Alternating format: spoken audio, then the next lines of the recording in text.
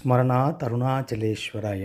ఒక్కసారి మనస్సును పరుగున అరుణాచలేశ్వర స్వామి గర్భగుడిలోకి తీసుకెళ్ళి అరుణాచలేశ్వర స్వామి లింగాన్ని అలా గాఢంగా ఆలింగన చేసుకొని, అప్పా నీ ఆజ్ఞ మేరకు వచ్చేసానప్పా, అప్పా నీ ఆజ్ఞ మేరకు వచ్చేసానప్ప అని కన్నీటితో అభిషేకించి అరుణాచలేశ్వర స్వామిని ఇలా ప్రార్థిద్దామా?